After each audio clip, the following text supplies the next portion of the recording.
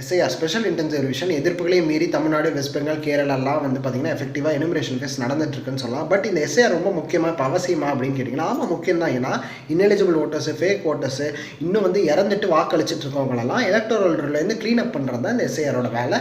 இது ரொம்பவே அத்தியாவசியமான விஷயம் தான். பட் எஸ்ஐஆரோட இம்ப்ளிமெண்டேஷன்லாம் இங்கே நிறைய பேருக்கு கொஷின் வருது. அதில் முதல் கொஷின் வந்து என்னென்னா, சென்சஸ் மக்கள் தொகை வாக்கெடுப்பு அப்படின்றது ஒன்று இருக்குது. ஸோ அது 2011ஆம் ஆண்டு கடைசியாக நடத்தினாங்க. பட் 10 வருஷத்துக்கு ஒரு டைம் சென்சஸ் நடத்திருக்கணும் அப்படின்னு பார்த்தா 2021 நடத்திருக்கணும். பட் சென்ட்ரல் கவர்மெண்ட் சைட்லேருந்து வந்து கோவிட்னால எங்களால் நடத்த முடியலன்னு சொல்லிட்டாங்க. Which is a very valid reason.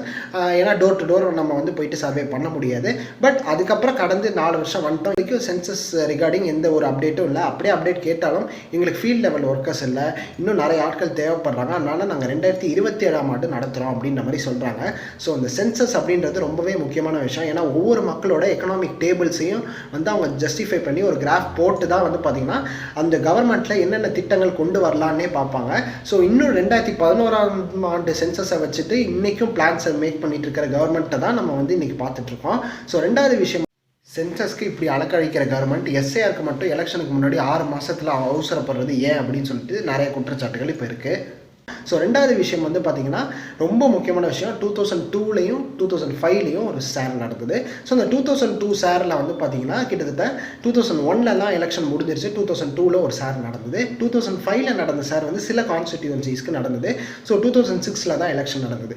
So இந்த டைம் கேப் பிட்வீன் எலெக்ஷன்ஸ் அப்படின்றது ரொம்பவே இருந்தது. கிட்டத்தட்ட நியர்லி 1 இயர் to 2 இயர்ஸ் வந்து பார்த்திங்கன்னா அந்த டைம் கேப் இருந்தது. அதனால் வந்து எல்லாமே வந்து அவங்க ஃபேஸ் டு ஃபேஸ் செக் பண்ணிடுவாங்க, நீங்கள் இங்கே தான் இருக்கீங்களா அப்படின்னு சொல்லிட்டு ரொம்பவே ஈஸ் அவுட் பண்ணாங்க அந்த ப்ராசஸை. அதனால் அந்த எஸ்ஐஆர் வந்து ரொம்ப ஸ்மூத்தாகவே நடந்தது. பட் இன்றைக்கி வந்து பார்த்திங்கன்னா அந்த எனுமரேஷன் ஃபேஸையே 30 நாளில் முடிக்கணுன்றாங்க. இது பிஎல்ஓஸ்க்கும் கஷ்டம் அண்ட் மக்களாகிய நம்மளுக்கும் கஷ்டம். இந்த ஃபார்ம் அண்டர்ஸ்டாண்ட் பண்ணுறதே கஷ்டமாக இருக்குன்றது தான் நிதர்சனமான உண்மை. மூணாவது விஷயம், இந்த ஒர்க் ப்ரெஷர் காரணமாக பிஎல்ஓஸ் இறந்து வரது தான். கிட்டத்தட்ட நிறைய பிஎல்ஓஸ் நீங்கள் நெட்டில் சர்ச் பண்ணி பார்த்தீங்கன்னா தெரியும், ஒர்க் ப்ரெஷர் காரணமாக இறந்துட்டு இருக்காங்க. இதுக்கு எலெக்ஷன் கமிஷன் என்ன சொல்ல போகுதுன்றதும் எனக்கு தெரியல. ஏன்னா எனுமரேஷன் ஃபேஸ் அப்படின்றது சுமாராக இப்போ ஒரு தொகுதிக்கு ஒரு 1000 பேர் எடுத்துக்கிட்டிங்கன்னா அந்த 1000 பேருக்கு கிட்டத்தட்ட 300 குடும்பம்னு வச்சுப்போமே. அந்த 1000 பேருக்கு ஒரு பிஎல்ஓ தான் இருப்பாங்க. அந்த ஒரு பிஎல்ஓ டோர் டு டோர் போய் எனுமரேஷன் ஃபார்ம் கொடுக்க முடியுமா, சாத்தியமானு கேட்டிங்கன்னா கண்டிப்பாக சாத்தியம் கிடையாது. அதுவும் வித்தின் அ ஷார்ட் ஸ்பேனில் அவங்கள்ட்ட கொடுத்தாலும் அவங்களுக்கு ஃபில்அப் பண்ணுற அறிவன் வந்து நீங்கள் தான் கொடுக்கணும். ஏன்னா பிஎல்ஓஸ்க்கே ப்ராப்பரான ட்ரைனிங் இல்லை அப்படின்றது தான் இங்கே நிறையா இருக்கிற குற்றச்சாட்டு. ஏன்னா பிஎல்ஓக்கே கிட்டத்தட்ட 4-5 நாளோ தான் ட்ரைனிங் கொடுக்கப்பட்டிருக்கு.